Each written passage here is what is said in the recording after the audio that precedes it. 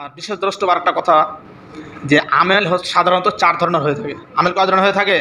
চার ধরনের হয়ে থাকে। কিছু আমেল আছে হালাতে রফা সৃষ্টি করে, কিছু আমেল আছে তো নসবের অবস্থা সৃষ্টি করে, কিছু আমেল আছে হালাতে জারের অবস্থা সৃষ্টি করে, আর কিছু আমেল আছে হালাতে জাজমের অবস্থা সৃষ্টি করে। হ্যাঁ, ইনশাল্লাহ আমরা আমেলের প্রকারগুলো আলোচনা করব।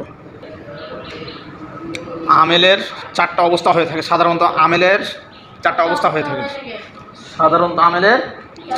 হয়ে থাকে। দেখো, আমেলে রাফে, আমেলে নাসেব, আমেলে জার, আমেলে জাজেম। কিছু আমেল আছে রফা প্রদান করে, যেমন দেখো যা আ খালেদুন, খালেদ আসলো। তো যা আ ফেল এ আমেলটা সে রফার অবস্থা সৃষ্টি করলো। এখানে কথা বুঝছো? এখানে কী করেছে? রফার অবস্থা সৃষ্টি করেছে। তো আরেকটা হচ্ছে রফা নসবের অবস্থা সৃষ্টি করবে। দেখো রোয়াই তো খালেদান, আমি খালেদকে দেখলাম। তো এই আমেল এসে খালেদকে হালাতে নাসবিতে নিয়ে গেল, অর্থাৎ নসবের হালত সৃষ্টি করলো। ঠিক আছে, নসবের অবস্থায় সৃষ্টি করে ফেললো, নসবের অবস্থা সৃষ্টি করলো। আরেকটা আছে হালাতে জারি, মারার তো কি খালেদ না, আমি খালেদের পাশ অতিক্রম করলাম। এটা হচ্ছে হালাতে জারের অবস্থা সৃষ্টি করলো। তো আমি কার পাশ অতিক্রম করলাম? খালেদের পাশ দিয়ে। তো বা এসে জ্বর দিল, যে হালাতে জার সৃষ্টি করে দিল। কথা বুঝে আসছে? তো এটা কী অবস্থা আছে? হালাতে জারিতে আছে। আরেকটা আছে হালাতে জজম সৃষ্টি করে, এমন আমেল যে আমেলটা এসে হালাতে জজম সৃষ্টি করে। লাম্মা লামে আমর ইনের শর্তে এগুলো জজম প্রদানকারী কিছু হরফ আছে, তার মধ্যে একটা হচ্ছে লাম। তো লাম এসে কী হলো? লাম ইয়াখরুজ শেষে জজম দিয়ে দিল। ইয়াখরুজু ছিল, কী ছিল? ইয়াখরুজু।